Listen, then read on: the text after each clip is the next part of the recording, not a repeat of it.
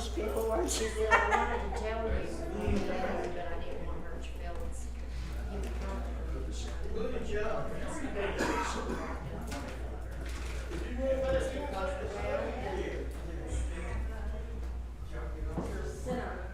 I guess I was, in their mind.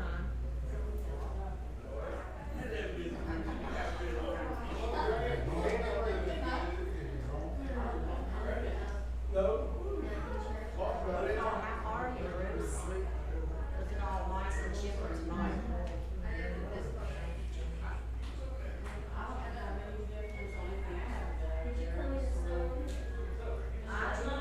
out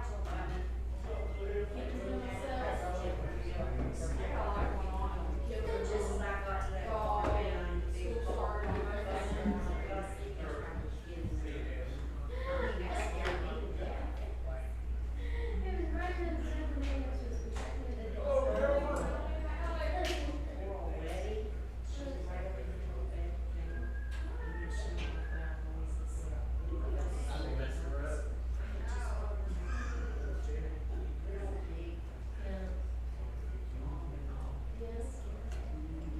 What's that number again? scared me too.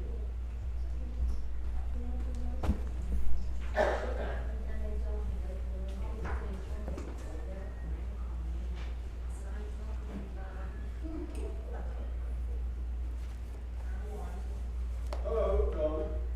How you doing?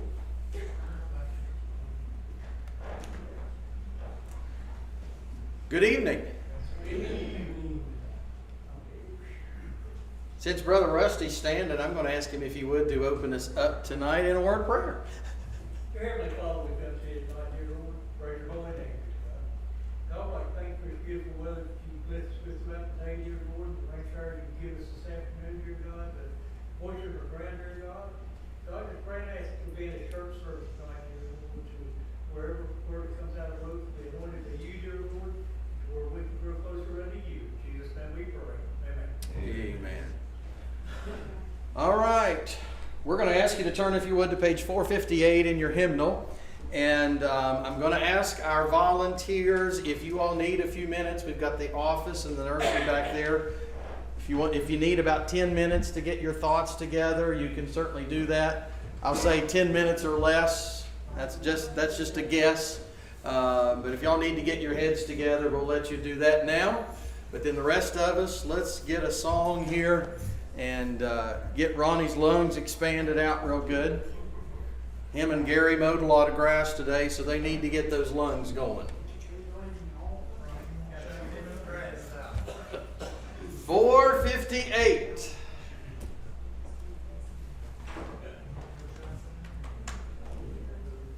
When you're ready. I know you can't see me down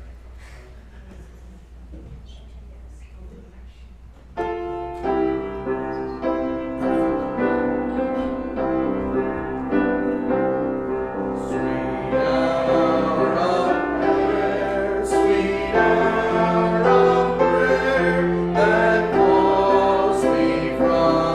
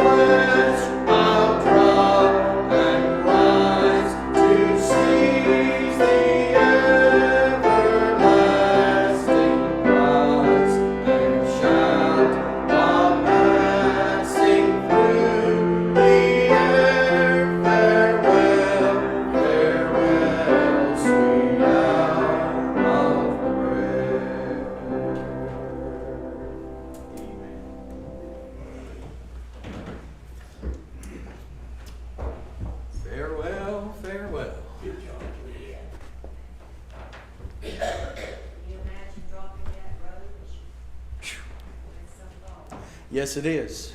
Every time you sing that song, it's hard to get that mental image, but yet there's still one there. There is an image of one there that, boy, we're just going to drop it all. And we're looking forward to that day. Don't know when that day is going to come, whenever that we're going to take our last breath here in this life, or whenever that God's going to return, but we do know that when He comes back, when I take that last breath, I'm ready. How about you? Wonder who might have something you want to share tonight. We're going to do things a little different. We're going to give you a chance to testify and sing if anybody's got a song tonight. And then we're going to jump right into the lesson with some things here tonight. So, anybody got something on your heart?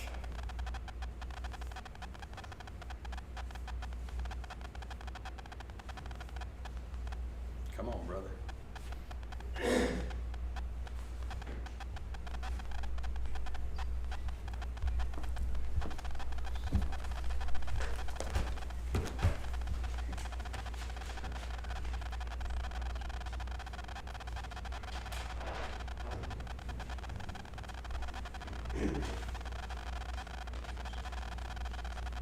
I want to thank God today for all He's done for me. You know, He continues to watch over us each and every day.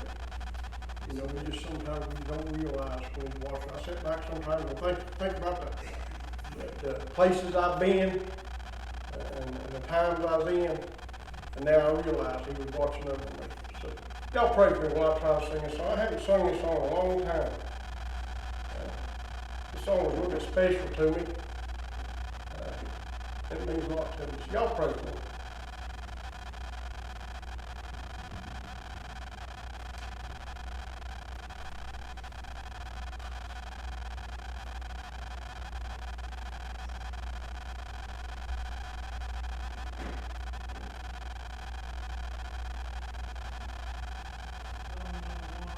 Yeah, number one, it takes about 15 seconds.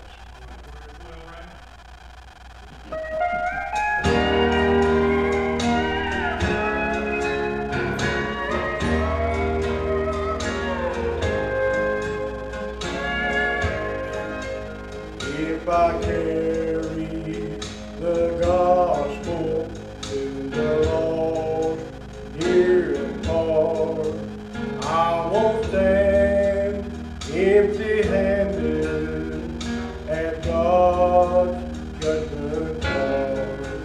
But I dare not relax until I've done all He asks, lest I should leave behind an unfinished task. Oh, you have run the race, you have kept the faith. These words I long to hear my Savior say. And when my life on earth is past, there's just one thing, dear Lord, I ask. Don't let me leave behind an unfinished task. If I have wronged a brother or I've wounded a friend, give me strength, precious Lord, to make amends.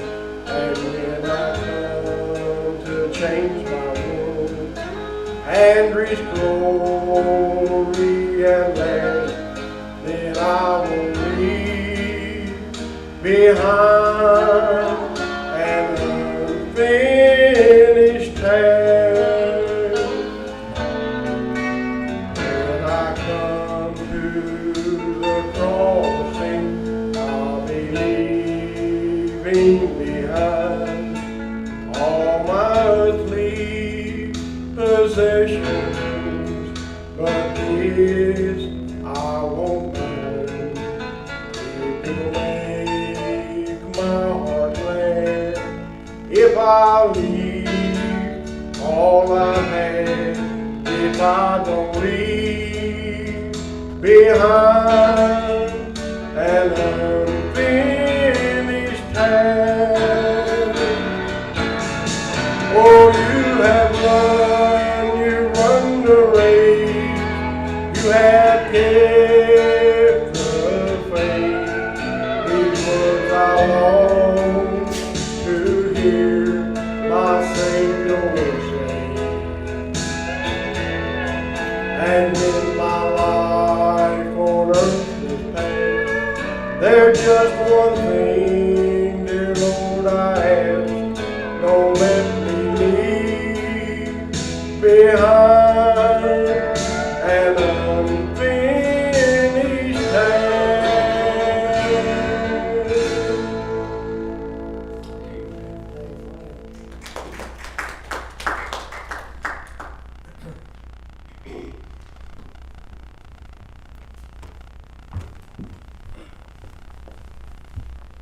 Anybody else tonight? Something on your heart?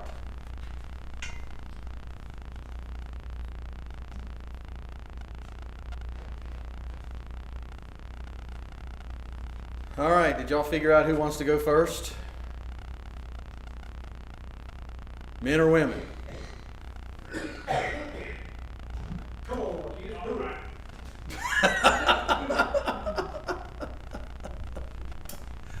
Okay. So he said he Yes. won't try. I'll sit in the middle.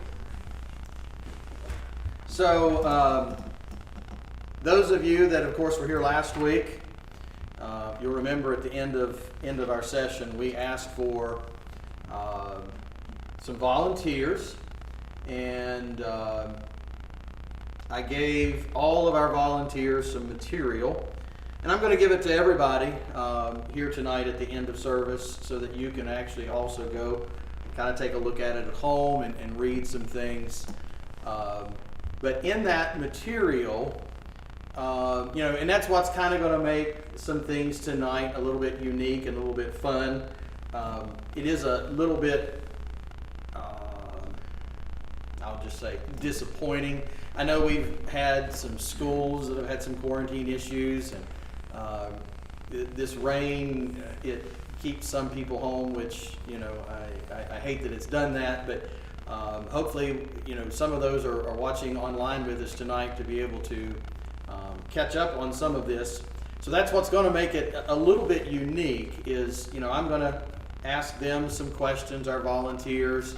It might be the same questions to each group, so if it is, the second group might have a little advantage over the first group. Maybe you should go second. Ronnie, you're the one that stood up.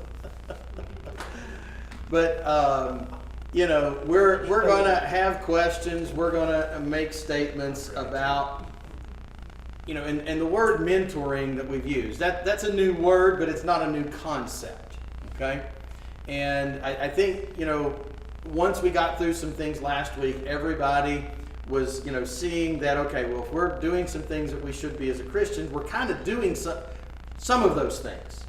However, as I shared with you, there's some areas that as individuals and collectively as a group that we're failing to do that. So if anybody, and I'm gonna say this to our volunteers and to anybody that's here, if I stop you or cut you off, I'm not picking on you. Okay, well, I might do that. But don't be offended if I stop you or cut you off. Because the only reason I would do that is because I would be redirecting you. Because again, this is a new concept. And it's a lot of fun, it's very exciting when we as a church, whenever we learn things new and that we grow together. And that's what the whole that's what the whole purpose of this is. That's why that we believe that God's laid it upon our heart for a long time. So, but in the material that we're going to give everybody, it goes back to an experience. It was written back in 1978, and a gentleman whose name is Dave Roadcup. He was a professor at Ozark Bible College out in Missouri. And, you know, now he's moved a little closer this way. He's now in Cincinnati. And like a lot of us, he's had a few birthdays. But the author of the article was actually written by Rick Lowry. And Rick was in Dave Roadcup's courses at college. So in that, you know, within that article, he stated that he had already, because this was, I think it was his senior year, if I'm remembering things right now, but he had learned to teach and to preach. But during that last year of college, he learned something new. Anybody, any of our 6 volunteers remember what that something new was out of the article? How to love. He learned how to love. And as a church, there's a lot of things that we can do really well. Sometimes we still need to learn how to love. All right. So, as that, you know, leadership and teaching, they go beyond the sanctuary, they go beyond a classroom. And I also gave them a second article that was written by a woman. She's an author, an editor, a book reviewer. And one of the main things that she was keying on was availability was kind of the first key theme in her article. And then she expanded upon mentoring from a female's perspective. And so I'm going to give everybody both of those and to read, to study, to make part of your devotion time. So you all can answer individually, collectively. There's not going to be a form or format to what we're doing here, but what stood out most for you in either article and why? We're to confess our faults and failures one to another, and there's nothing that is hid that will not be uncovered, nor covered, and everything is made known. Jesus said there's nothing that's covered that will not be uncovered. All right. We need to trust in God and do as best we can, and we need to acknowledge Jesus as our Lord and Savior. Amen. Look, probably what stood out to me the most, and I guess you guys will figure this out that hasn't read it, and my assumption, and maybe it says that in there, a lot of the things that happened in there happened in very large churches. Mm-hmm. So to me, and I guess some of this will come out, you know, I have always been in a small church other than maybe a 6-month stint when we lived in Florida for a while. That was a pretty big church, but so I thought in a small church, we would know how, maybe a little better of how it was to love one another truly and to learn how to do that. And maybe I just assumed that we were, only because of our size, and you would think it would be more of an intimate relationship one with another. So I guess that I just assumed that was happening all the time. And I went to that big church and I was like, I'll never go to one of those mega churches ever. I felt what I feel here, and I just don't think I could do that there. I know everybody here. I wouldn't know, there's no way I could do that there. But then reading this article and the way that this gentleman set things up,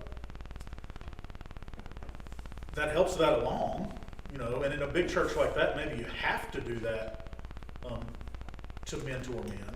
But then I look at our church and it's not happening either. So maybe, maybe in a small church, you have to do that too. There has to be some structure to it. And maybe it's our human nature or laziness or just flat out uncomfortable things and uncomfortable things to talk about that keep us from doing that. But I guess that was what stood out to me after reading it 4 or 5 times, is it doesn't matter what church setting you're in. They were pulling this off in bigger churches. I got that notion. But even in our smaller church, unless you really have tunnel vision on that plan, and you guys will understand what that means when you read it, it's very easy not to do that. It's very easy to assume that you are loving your Christian brothers and sisters the way that God would love them, that way that Christ would love them. And when Luke gave that example about Adam and Emily, you guys were all probably as flabbergasted as I was, I've never talked to them about their salvation, ever. And that was very concerning to me. We talk a lot. We have a lot in common. We have small children, so we have had many conversations. None of them have been about their salvation. So that hit me for sure. So I'm sure it did you guys too. But I guess that's what stood out the most, is that it could have,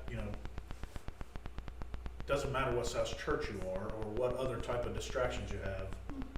This kind of stuff needs to happen, and it's definitely probably something we should turn our eyes to. I think as I read through it, my mind went back to an old friend that I had years ago, and we done everything together, and we knew each other, and we could talk to each other. But as you come to church and you say, I know Rusty, but I don't know Rusty. I don't know Rusty. I know Rusty, but on the surface. We only know each other on the surface. We haven't got down below the surface. We ain't got the crust away to get down towards vulnerable. And when I started reading the part about learning to love, and I'm going to step on my toes, so I hope I don't hurt nobody's feelings. But when it comes to loving, we need to learn how to love. Amen. Each and every one of us here needs to learn how to love. Because I've been here for the last 4 years, almost 4 years.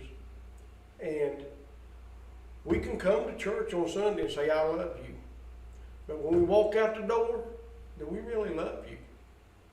Are we showing it? If one's sick and don't show up for 2 or 3 Sundays, we've learned to use the telephone and text. But I can be honest about a personal, somebody looking at you means more to that person than anything else. And I think that's, for me, I mean, I don't like to point fingers at nobody, but for me, I need to work on that. I need to learn how to love. So that's more or less what I got out of it. Love is truthful. Love is kind. Love endures all things. Love hopes in all things. Love is long suffering. Mm-hmm. Amen. It's true. And I think our church, to piggyback off of Ronnie, I think our church, as everybody knows, is we have always been as generous as we possibly could be. If there's somebody who needed groceries, we're right there on it. So I think we show love in that way, and we show that generosity like Christ would, but we're still missing that piece. And maybe it's just with each other. Maybe we can truly love, show love out in the world, but maybe we're missing it here with each other. Everybody's driven a nail with a hammer, right? Do you hit the nail every time? No. Ain't the finger on it. Yeah, sometimes we hit the wrong nail, right?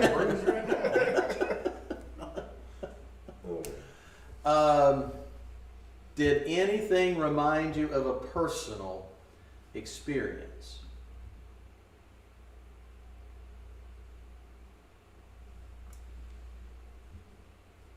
I can't say it did. No, it was pretty new to me too, most of it. Okay. I mean, I think I have mentors in my life, and there's gentlemen here that I would like to try to mimic my life after. But as somebody that would go through the process that is listed in there, no, it really doesn't pull anything. We're all mentors to a point. Sure. Mm-hmm. But where do we cut that off at? Where do we stop that? Well, a couple of years ago or so, Charlie took me to this church on downtown, near downtown Beckley, I think it was around there. And there's a group of us there, and they had all this food and stuff prepared. And I thought, well, like this Charlie and his mother and I. And they doing paperwork, and they were saying that Charlie's the mentor and I'm the mentee or something like that. And I didn't understand all that. And like I told Charlie, I said, this experience that I'm having tonight helps me understand better what you all talked about years ago. And that's what I told Charlie. And that was off on my side. Charlie said that was just a once in a lifetime thing when he took me to that, and he had all that food and stuff there for us and all that. Mm-hmm. Mm-hmm. So there was that. There was the reminder of the personal experience. Any thoughts heavily one way or the other that this will or this will not work here at the Gospel Chapel? Well, if it's God's will, it'll work, because all things is possible through Him. I think any type of mentoring program don't bring you nothing closer. I mean, it can't fail. It may not go where we want it, but it can't fail.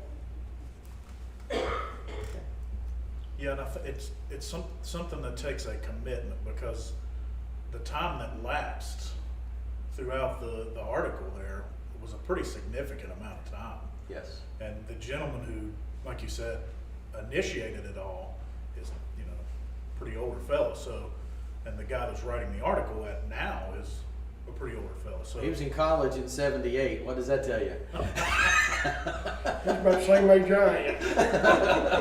you know, I don't think it's like a little Sunday school curriculum or something like that that's going to get you through. You know, you're going to take part in real quick. It's something that would take a fundamental change of how we do things. Okay.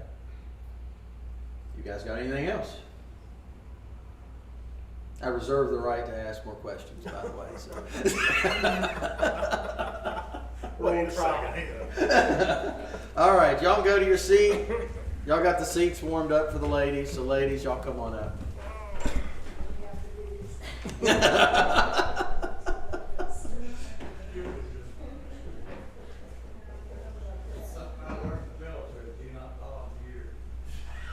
Sometimes you'll get volunteered. Or as, what's the phrase, voluntold?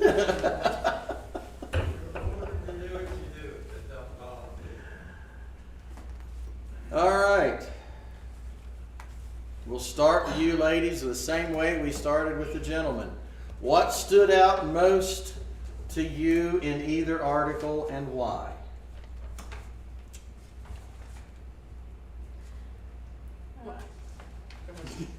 I think, I guess sometimes you think about men and it's just talking about the Bible and stuff, but it's not. They can't hear you. I think, sorry, girls. Ruby, come over here, we're getting her. I'm fine. But I think it stood out to me, like, mentoring isn't always just like about studying the Bible and stuff, you know, it's like going out and talking about other things, you know, other than the Bible. And in the men's section, no subject was off limits, you know. Right. But I think with them women, that's not necessarily true. Because I think with women, there is some subjects that are off limits. I think that's my opinion. Okay. There's a couple of things that right off the bat jumped out at me. Like Robert, I was a little bit opposite of what Robert was saying.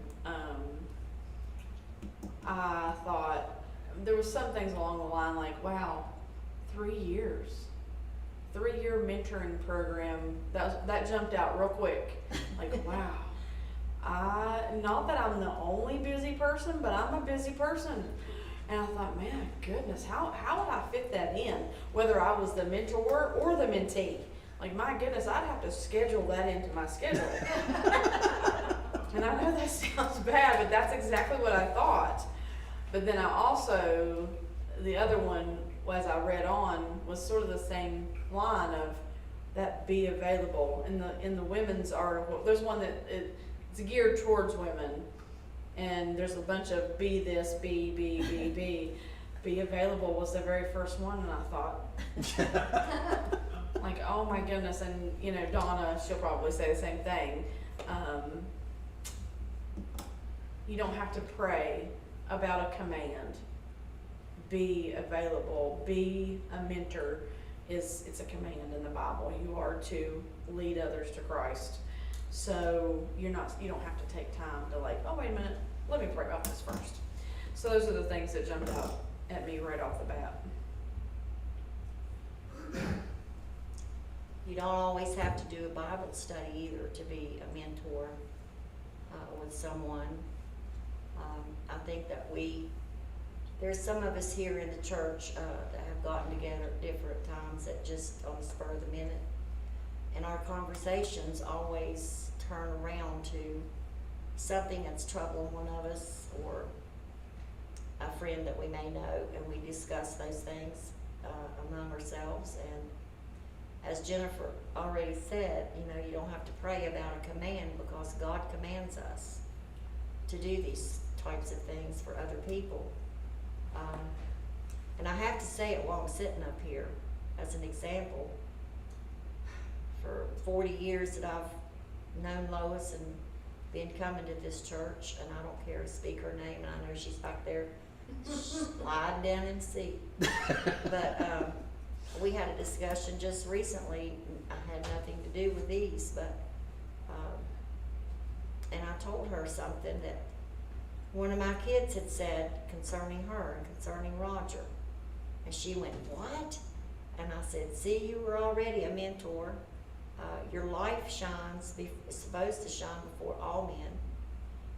And I'm ashamed to say that parts of my life didn't shine very good over these 40 years. But because of her, and not just her, but her life itself spoke volumes. Sometimes she never had to say a word. But I would think about those things at nighttime or when I'm alone, and God would bring to my mind things that she has said or how she carried herself about within the church. And even with Jennifer over here, over the last while, I've seen a lot of growth in her and her dedication in areas. And that uplifts me and gives me more confidence that if I would have to talk to her about something, I would feel good about it. So I do believe that we have to be available, we have to be obedient, and I fail in all those areas. I'll be the first to admit that. But and I don't necessarily feel that we have to have a group mentoring session, and that's just a thought. It's nothing criticizing anything, because as I said, we didn't have those groups within this church, but mentally there's quite a few mentors here for me. They don't even know it, basically, but when you've got young people or older kids or little kids that just when you're in a normal conversation up and speak out and say, Lois is a godly person, she's never changed in all the years. Roger was this and that. And they've talked about things, and it shocked Lois for me to say those things to her. Why, I don't know. It shocked her because it was the truth. So God is expecting things of us, and it said on there, it was funny that it spoke of older women. Ruby, I guess that's you and me. Jennifer's the baby. But, you know, I see that in twofold, as I said, because older women should have experience greater than that with the Lord. And I'm talking about in years. We've been around the block with our salvation, and we should know more. But also Jennifer, she's not near our age, I don't think, but but you know, she's also one that has been raised in a Christian home. She knows the biblical truths. She's lived it. She's also availability to be a mentor in many ways, scripturally. And you think about Naomi and Ruth. Naomi undoubtedly had to be an absolute good mentor for Ruth to go the lengths that she did and take care of her mother-in-law. We tend to think we're on an island in our Christian walk, and we're absolutely not. That's right. So, as people have said throughout this evening, and Ronnie and RT, love is a big thing in our life, and we can say I love you 1,000 times a day, but is it a heartfelt love, or is it just a friendly invitation to your friendship? But it goes deep, But I was really amazed at some of the things that I saw personally that knocked me on the head. So I think it will be a nice thing, and like I said, I believe that we don't have to have those groups to mentor, but I can look around in here right tonight and name several people that I'd have no problems with if I felt the need, and I have felt that need many times. But I think it's a good thing if we can do those things, and but anyway, that's just my thought for this. So I'm going to ask you all a question in a little bit of a different fashion than I asked the guys. Can't do it all the same. Don't make it hard. Did anything remind you that you read? Did anything remind you of a missed opportunity to love or to be available?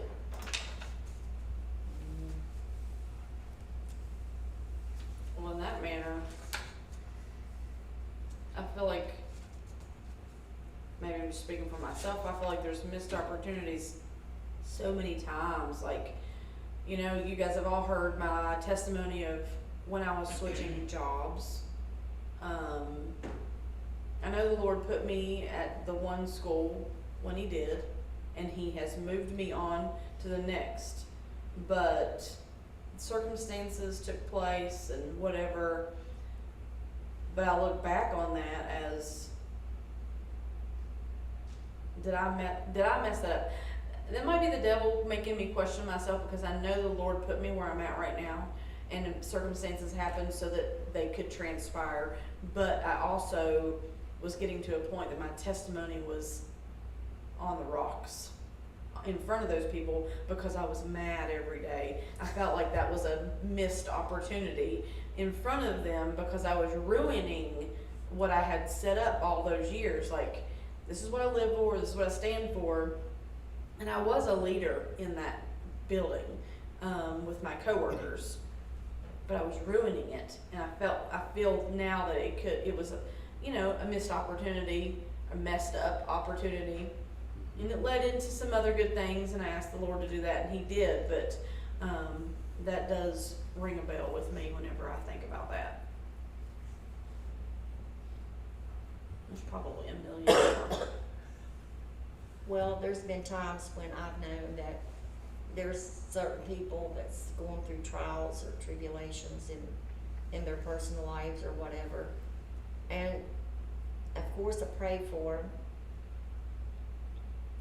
in my own private time, but maybe I should have done as this said, just say, hey, you want to go grab a cup of coffee or a sandwich or something, and that might have been an opportunity for them to even just unload their burdens for a minute, to get out of their heart and mind just for a minute.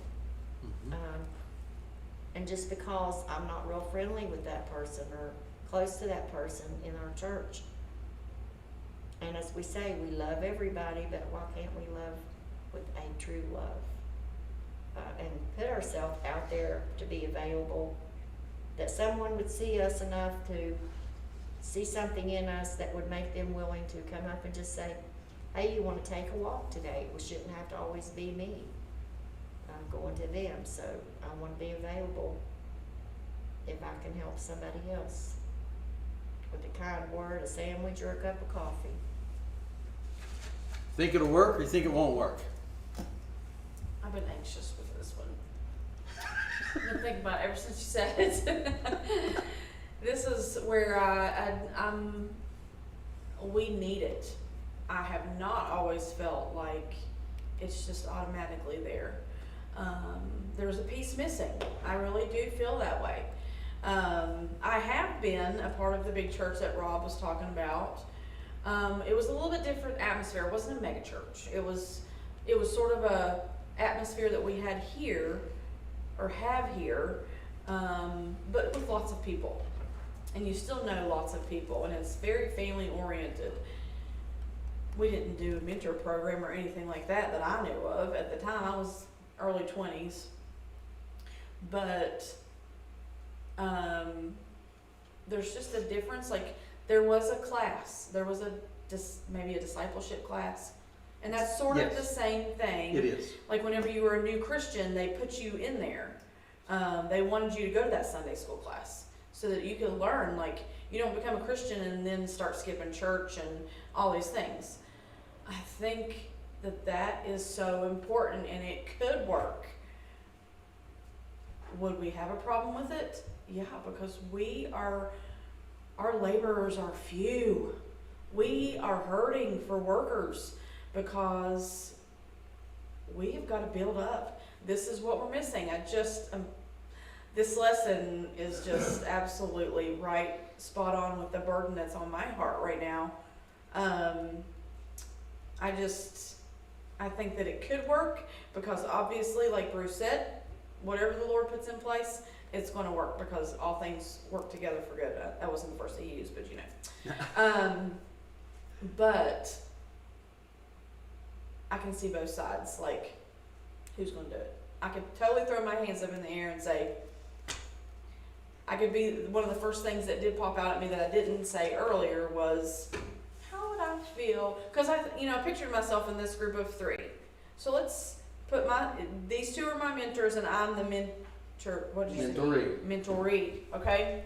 How would I feel if Donna and Ruby came to me and said, hey, I want to mentor you for 3 years to help you be a better Christian? How would I feel about that? I'd be like, is there something wrong with the way I'm a Christian? So, I can see that part of it, like, I don't know. But I see that it's needed because, like the Adam and Emily example, they're our friends. But we didn't really know their hearts as well as what we thought we did. I mean, I know them pretty good, but and plus I have a very bad memory, but Jeff may be able to help me or correct me, but I'm not sure that we had those conversations in the times that we were together. I knew that they went to church and grew up in church and that kind of thing, but I didn't know how they got saved or when they got saved or whatever. So there's something missing. We're an assuming generation anyways, everything we assume. And because we're all friends and close here, we take it for granted everybody's a Christian or everybody's okay. Well, that's how I do sometimes. All right. Y'all can get off the hot seat and go sit down in your other seat. Amen. So while we're going back, I do want to say this. So I said, whenever we talk about the difference of ages and who's been a Christian longer and who's not been a Christian for very long, no matter how old you are, Donna pointed out the difference that she has seen in me, and I told her, I said, the difference came, what opened my eyes wasn't a mentor in this church.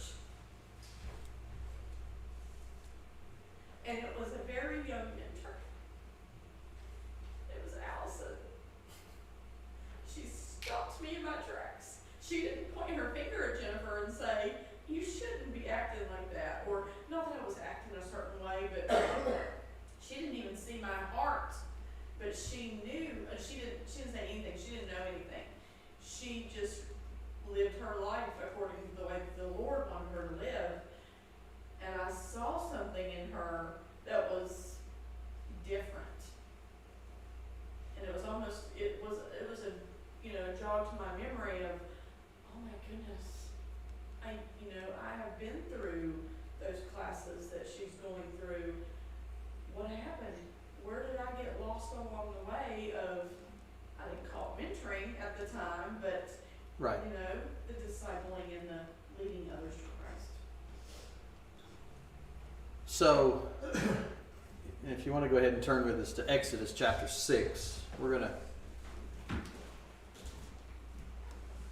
bring some scriptures in now and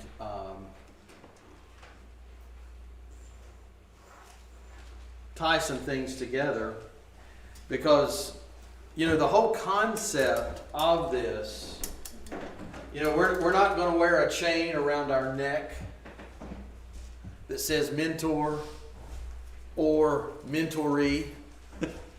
Nobody's going to have that chain around their neck or that badge on their chest or anything like that. But I thought of 2 or 3 different examples, and outside of a church. Let me put it that way. I thought of a couple of examples that I'll share with you, and then we'll get into these verses. Back, well, when I was a kid, I can't tell you exactly how many years ago that was. My dad he became a Mason. Not our Mason. But he was a member of a Masonic lodge. And I know that people have differing opinions on that, and I'm not getting into that. But I just want to use this as an example. So Dad became a member of the Masonic lodge. I've had other close friends that have been members of, whether it be a Lions Club, a Kiwanis Club, and again, I could go on and on and on about which one that it is. And whenever that you take a membership in a community type organization, and again, as a volunteer, okay? Because again, we've got to volunteer to do those things. But whenever you do that, they don't just hand you a book and say, know what you got to do. They have someone that takes you under their wing and teaches you how to do things. Do we have teaching and do we have things like that in church? Yes, we do. But it needs to be a lot closer knit to make that bond. My dad developed a very close friendship with a gentleman that was quite a few years older than him at the time. And many of you here will remember James and Stephanie from a little golf course up in Cool Ridge. It was actually Stephanie's grandpa that my dad and Mr. Burns Roberts was his name. They developed such a close, tight friendship and a relationship that went beyond the organization they were in. And they helped, he helped Dad, and of course, then once he got involved, and then it helped others. And again, that snowball effect, those are the type of things that mentoring can help with. So again, you look at how this all works. All right, I'm getting ahead of myself a little bit here. So let's start, Rusty and Marsh, on this side. Exodus chapter 6, verse 28, and then go all the way into chapter 7, verse 5. And it came to pass on the day when the Lord spake unto Moses in the land of Egypt. Go ahead, Steve. Steve, go ahead. And the Egyptians shall know that I am the Lord, when I stretch forth my hands across Egypt, and bring out the children of Israel from among them. Okay, hang on. Okay, so let's back up. Steve, if you would, read chapter 6, verse 29. Marcia's having trouble with her eyes, so. And the Lord spake unto Moses, saying, I am the Lord. Speak thou unto Pharaoh, king of Egypt, all that I say unto thee. Verse 30, chapter 6, verse 30.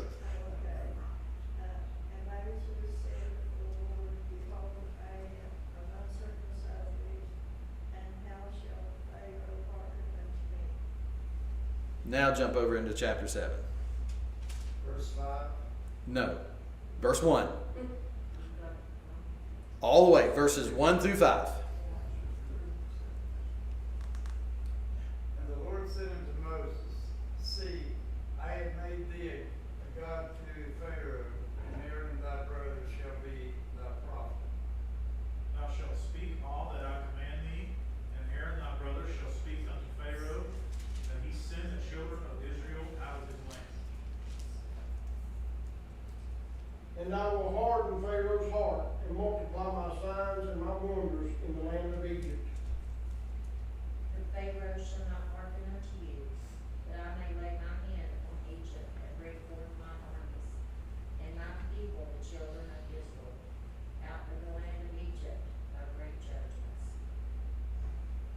the Egyptians shall know that I am the Lord, when I stretch forth mine hand upon Egypt, and bring out the children of Israel from among them. All right, so as that, again, we're going way back now in the Bible, in the Old Testament, and we're going to jump up a little bit further into the book of Exodus here in a few minutes as well. But as that we got the last few verses of chapter 6 and then the first few verses of chapter 7, we see here how that as Moses is being called into a position of leadership. And there's a lot of times, that I have mentioned that as Christians, we are leaders. We need to be leaders. If there's anybody in this world that needs to be a leader, it is the church. It is the Christians. So as that, God appoints, God anoints His leaders to do His will. And so as that God called Moses to be a leader, you can see in the verses that we read here is that his leadership qualities hadn't quite developed yet. His confidence wasn't there. All that he could come up with was excuses. There were, if you can remember some of the history of Moses, he was very impulsive, had a little bit of a temper. Does that fit anybody here? But God was calling Moses out to be a leader. So that's part of why, though, that he resisted. I can't do some of these things. Moses didn't have a good speaking ability as well. So whenever that God calls, we all know, though, that God's going to give us the ability to do things. So God's telling Moses, I want you to go before Pharaoh and you're going to confront him. And I want all of Israel to know. Well, again, if God would call us to stand and go before somebody, we would probably be a lot like Moses was.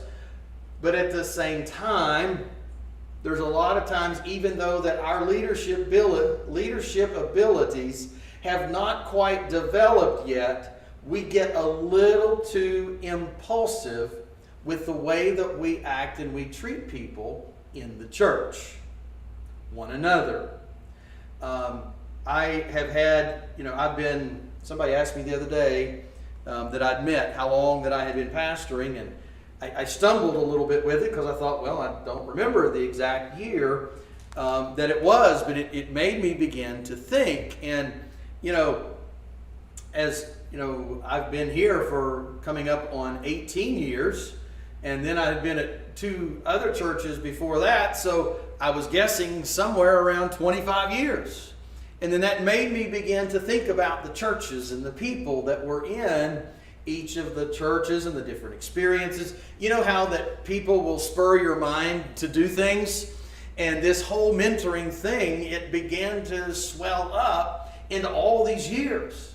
And I thought, in the churches that I've been a pastor at and the churches that I've been involved in, I've thought about how that some of these little things were missing. I've witnessed people that would come through the church doors, and you may not have seen them for a while, and I've heard people say something like, "Oh, look out! The walls are going to come crumbling down." You just stomped any spirit moving on them. We should be praising the Lord that they come. Impulsive. That's us. We do it. We've all done it. Those are the things that we need to be showing that love.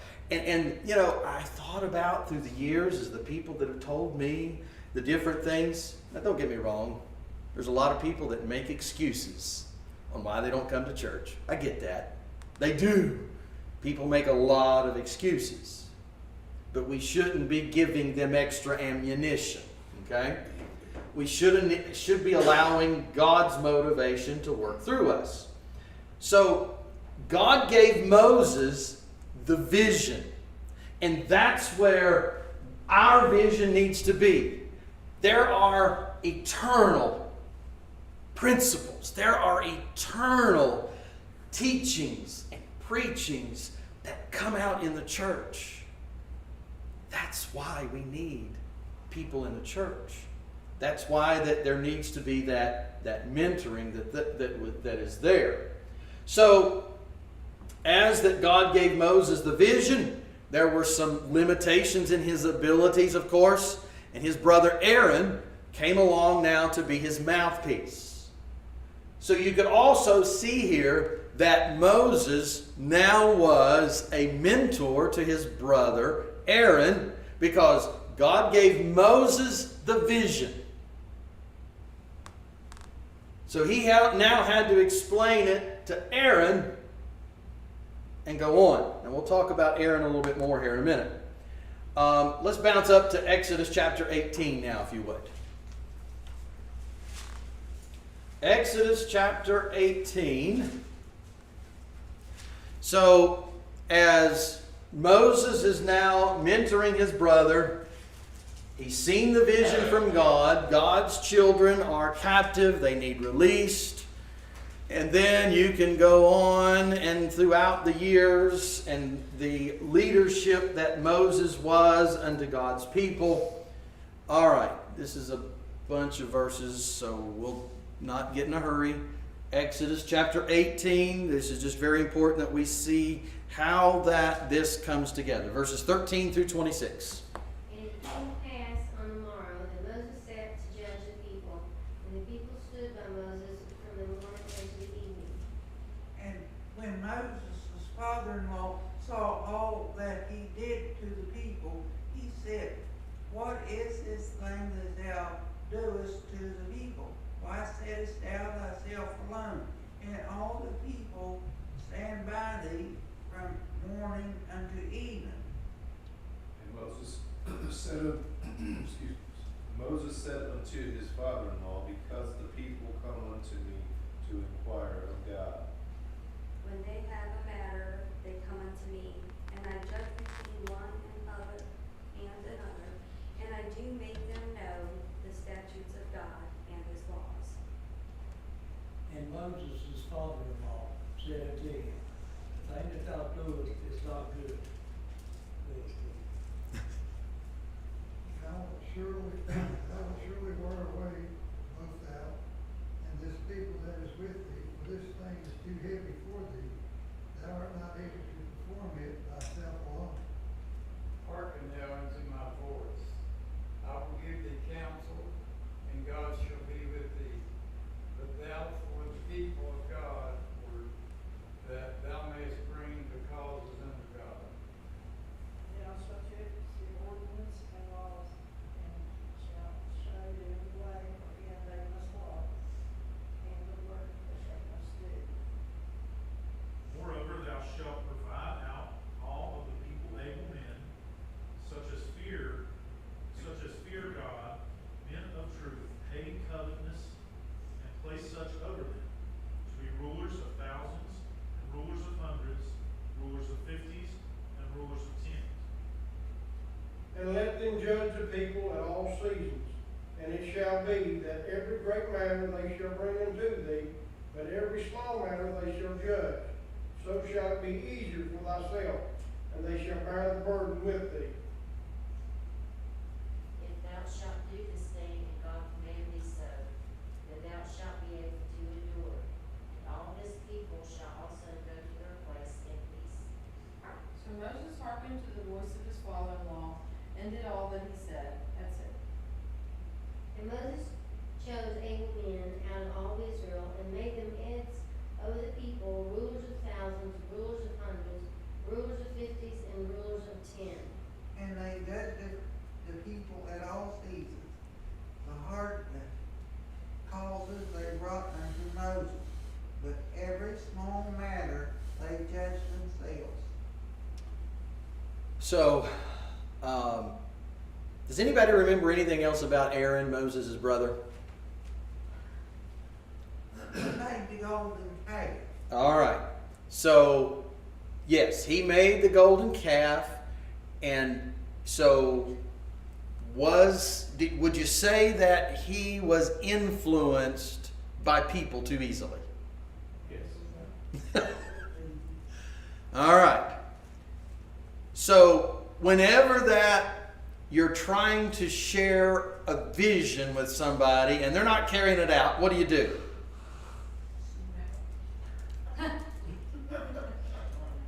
What do we end up doing? Kind of bending towards what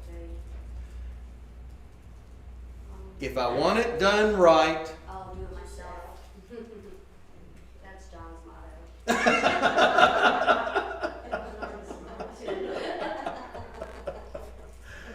so now remember, impulsive.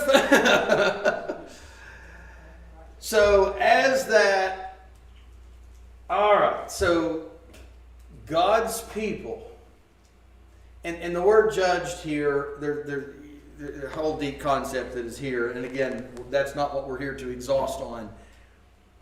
All of God's people were coming directly to Moses, as that he was the one that was going to God on their behalf. How many people were in, how many were let, how many of them were captives and were out of Egypt and crossed the Red Sea and on as they were journeying? How many? Do you remember? Some estimates are as high as 3 million people. Can you imagine? No wonder whenever we start reading here that as, you know, from morning to evening, all day long, Moses was with people and, you know, how in the world am I going to do this? And so, you know, it was an in-law that was able to instruct him. Jethro, his father-in-law, he saw that there was no way that Moses was going to be able to carry this burden alone. And so as that he was then encouraging Moses is that you need to train people. The 50s, the 100s, the 10s, and you know, however it's said there in the verses that we read. But there was and I'm going to use the word here, the mentoring of the capable men to be able to carry that out. So, you know, this is an example that we see here that then again, Jethro mentored Moses because he needed a little help. Like I say, we're not going to carry no chain with a sign around our neck. We're not going to have a badge on our chest. We're not going to have any of those type of things. But I will say it like this. Generally speaking, our Wednesday night crowd, this is the mentoring crowd right here. The people that attend church on Wednesday night, that's your mentors within the church. Now, nobody's going to be made to do it. Nobody has to do it. But I hope that we're willing. I hope that we're willing. Because it doesn't matter who the leader is. No one person can do it all. You just can't. That's what Jethro was trying to tell Moses. So in the article that Rick Lowry wrote, you know, mentoring that produces mentors. That's the name of that. That's where he was in that article. He is describing developing those leadership qualities within the church. So if you would, when you read this, and again, Dave Roadcup, who was his professor, he was that older influence like Jethro was unto Moses. You know, look, there's a vast sea of lost people that are out there. We can't reach them all. But as the church, we can piece by piece, and we teach others. We reach them as a group. And again, whenever that we do see someone new come into the church, someone that is newly saved, someone that is younger. And I'm going to use examples. Again, I don't know how many weeks we're going to be doing this, but I'm going to use examples from time to time, and this is not I'm not going to use examples in a way that says this is what we got to do, but I'm just going to use names as examples. Austin Gwynn just graduated high school. Just started college this year. That is one of the hardest times in anybody's life, whether they are a young man or a young woman. Now, number one, that person has to be willing to be a mentoree, but that is a time that people need mentored. They need encouraged. They need lifted up because of the struggles. You could look at somebody like Joel McNeely. I used him as an example Sunday out at the shelter. You know, he's at that age where Jeff and Jennifer are really, really dumb.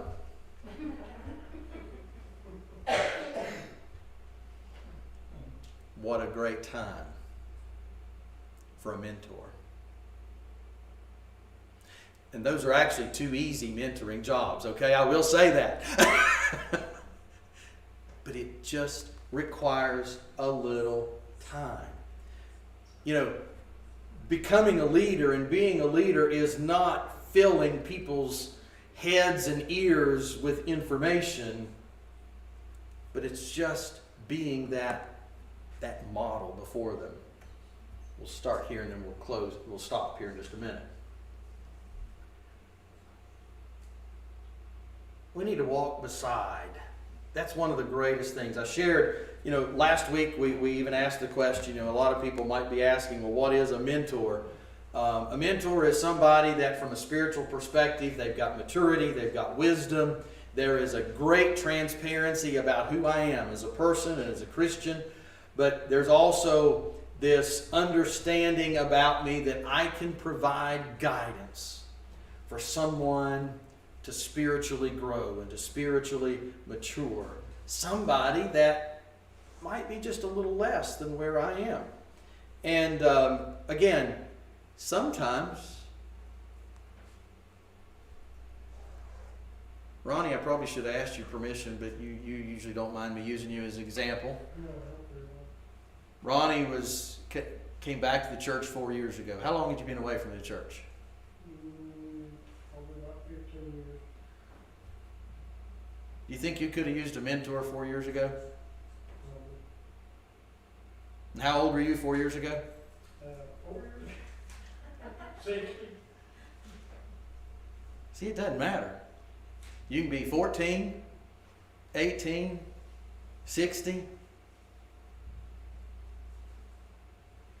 Anybody can begin to lose direction and lose way.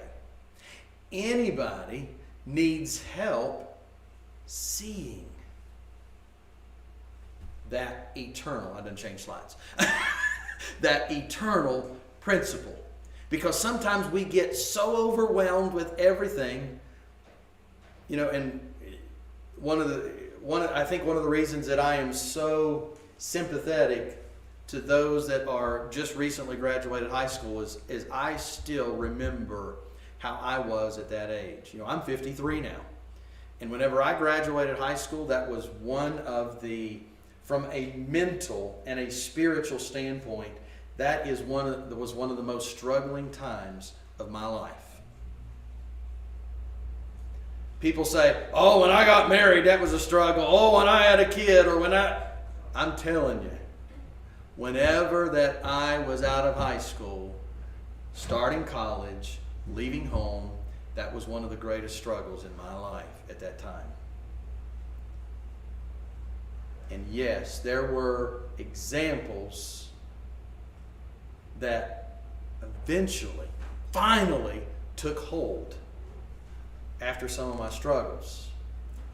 Oh, how I'd love to have been under someone's wing at that time. Yes.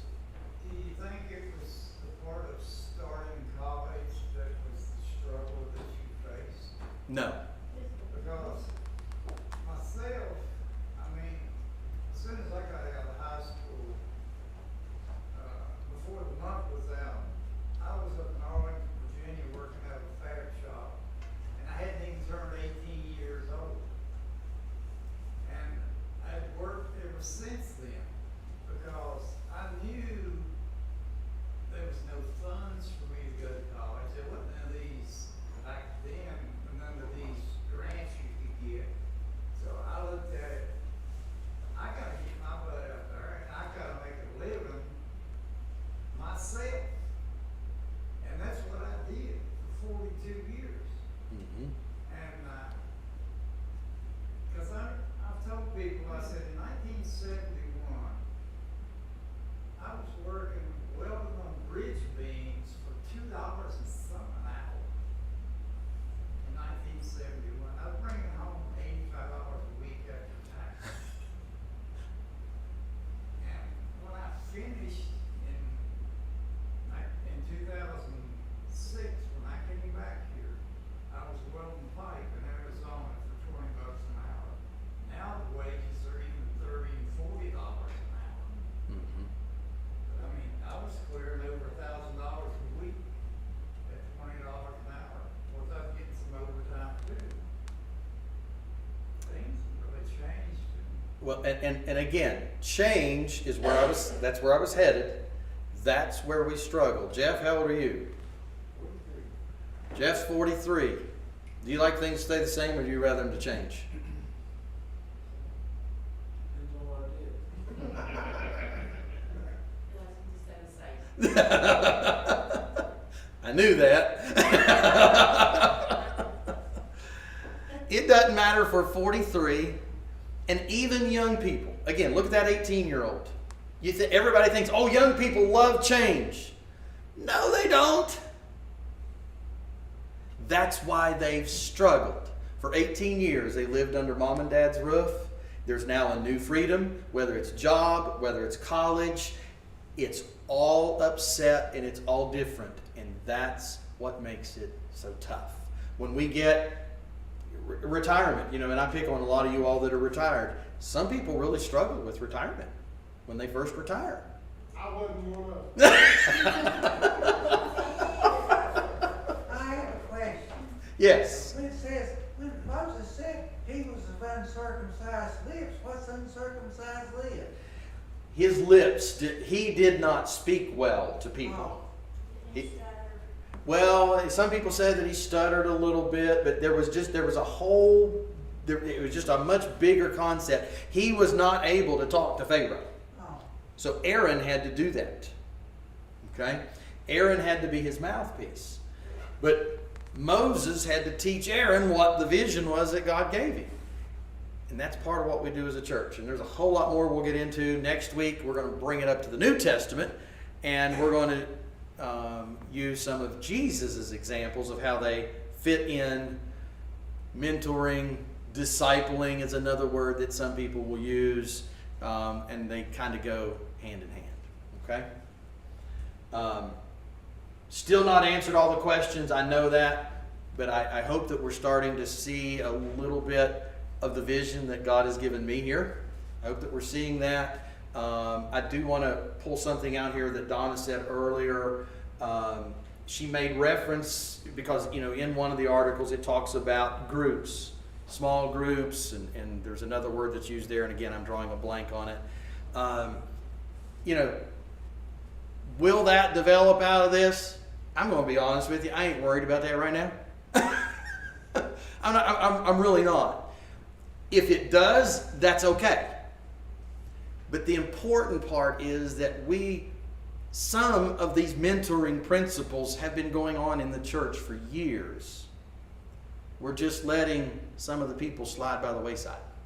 We're missing them. We're assuming that somebody else is going to take care of it, or somebody else would do it. And that's where we need God's direction. This is where I see it going, and then I'll hush. At some point down the road, I'm going to ask for people who are willing to be a mentor. And then you know what I'm going to ask next? Who wants to be mentored? it's all got to be voluntary. I might be able to see a need, but I can't walk up to, I'll just use Adam and Emily since I use them as example. Jeff, you need to mentor Adam. How's that going to work?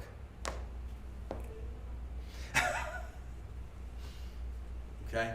It's not gonna work if he walks up to them and says, you need mentoring and I'm it. That's right. That will not work.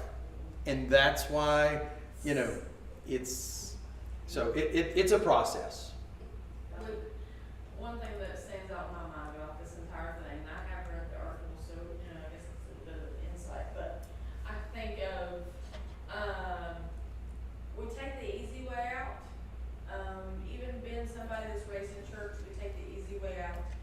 Corey and I could easily say that we're mentors to each other, because when I'm down, she's there, and she'll give me the information, the encouragement, the Bible verses, whatever. She'll throw those my way, and vice versa. Whenever she's down, I'll listen. I'll do these things. I'll show her what maybe we should try it this way. We easily mentor each other because we're best friends, but sometimes we have to get out of our box. Yes. And mentor somebody that we don't know as well. I can promise you that most of us that read that are like, I am totally inadequate to be that mentor. Because my goodness, you know, that's a lot on your shoulders, but where much is given, much is required. Rob, don't you have a young lady starting high school this year? That started high school this year? Do you think she might need a mentor? You get old, Rob. Okay? See, these are things that we lose track of so quickly. So she already thinks Rob and Beth are done too, right?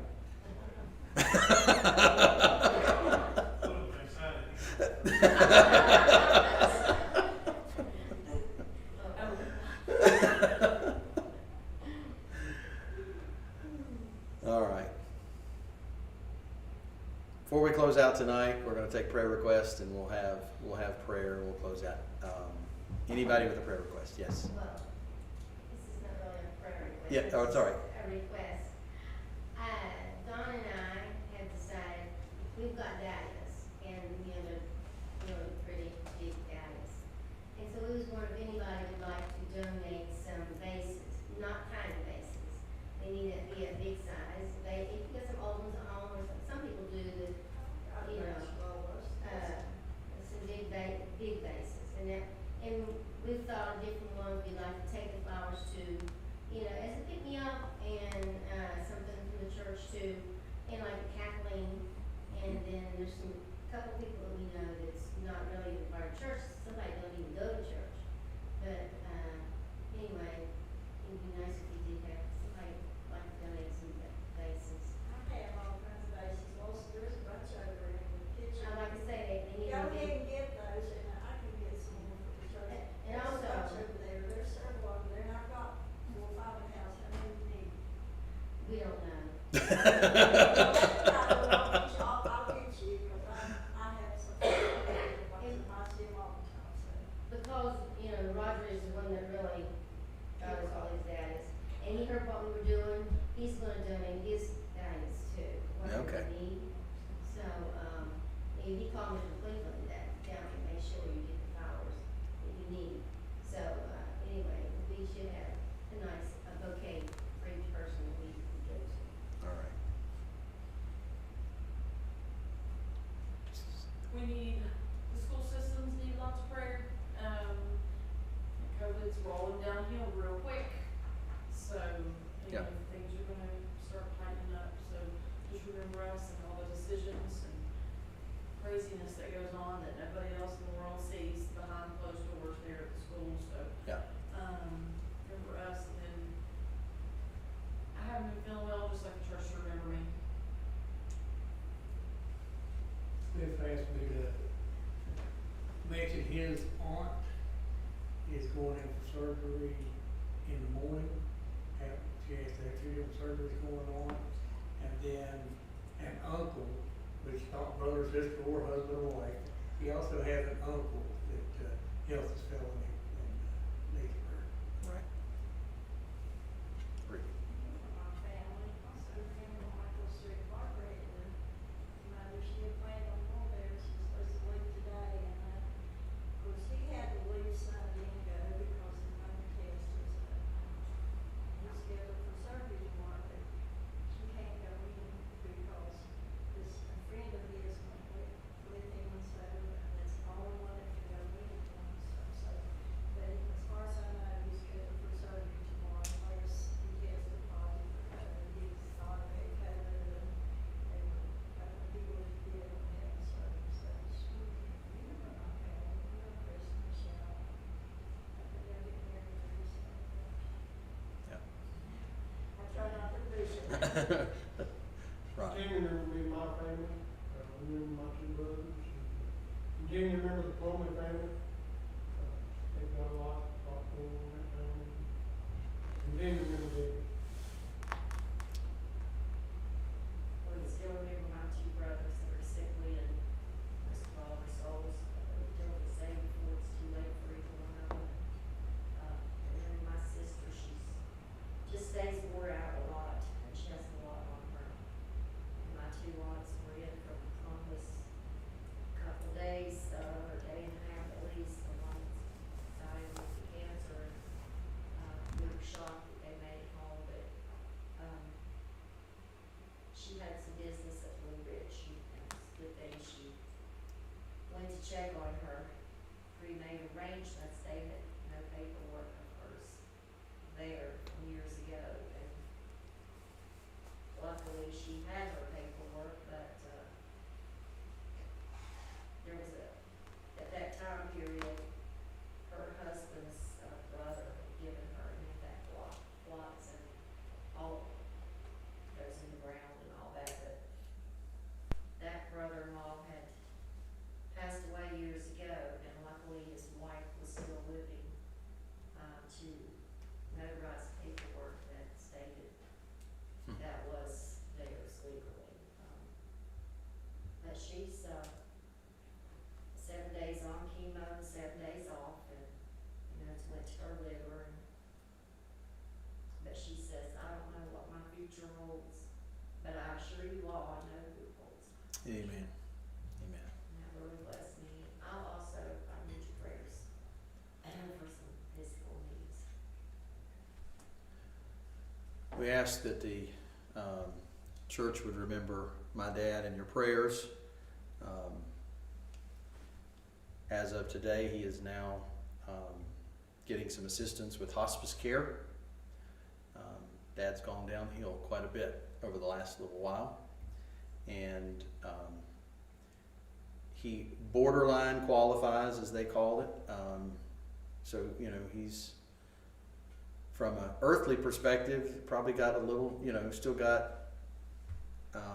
still got days and weeks and probably months ahead left here in this life, but there are some struggles that are there, and the only way at this point to get that care is to go through hospice. So if you don't know anything about that organization, ask me and I will sometime, and I'll be glad to tell you about it. They offer so much more than what many people realize, and your doctor needs to get you there. It's that simple. But they're able to provide Mom with a lot of help as well. They're going to be coming into the house 2-3 times a week, helping with bathing and things like that. And those are things that just gets hard when you are a caregiver in a home. And I know a lot of you know that, but just remember him if you would. It's been a rough few days, to be honest. But as we all know, God holds tomorrow. We know what that's all about. Somebody else. For Larry's mom and Brenda, Larry's going struggling now. I don't know if that's all right. Yeah. Remember both my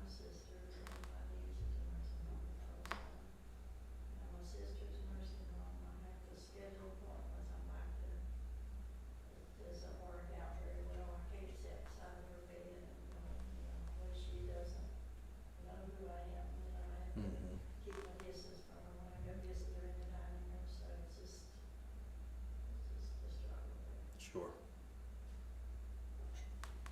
Need to remember two of my cousins, one of them, well, he done fought, stomach cancer twice, and now he's got a spot on his, kidney, so I need to remember him. And then his brother-in-law, need to remember him, he's got a heart that's failing. It is, clogged up so bad they can't even do bypasses on him. So, the heart's good, but nothing to get to it, yeah, just need to remember him. Let's not forget Dave and Linda Deeds also. Remember Katie too, she goes to see a specialist tomorrow and they'll decide when they're gonna induce. I think they're going to do it just a little early. Also, the baby's daddy, don't know what's gonna go on there. So just mostly pray for Katie's soul, that everything just goes smooth. And wash his eyes. Yeah. Remember Carol, she had swap cars with Amanda this evening, so she had to drive off to Charleston. And I know that her and Alex will be traveling to Tennessee over the next couple days, so remember them when they're traveling. Pray that the Lord, the harvest will send forth the laborers. Amen. Those with unspoken prayer requests. Those that would like to, let's come gather around the altar tonight. Let's pray for, we've got several people that, again, the whole quarantine issue, Jennifer mentioned the schools. And doesn't mean they're sick, it's just quarantine. So remember all of them. I still pray that this pestilence will go away. Brother John, if you would lead us out. Lord, whatever.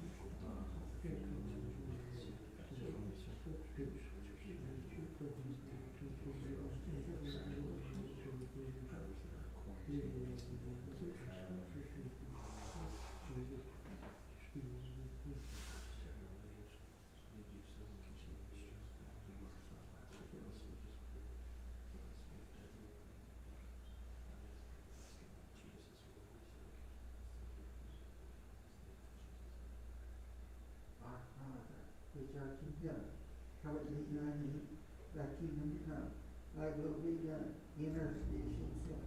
Give us this day our daily bread, forgive us our debts, as we forgive our debtors, and lead us not into temptation, deliver us from evil. For thine is the kingdom, and power, and glory, and amen. Amen.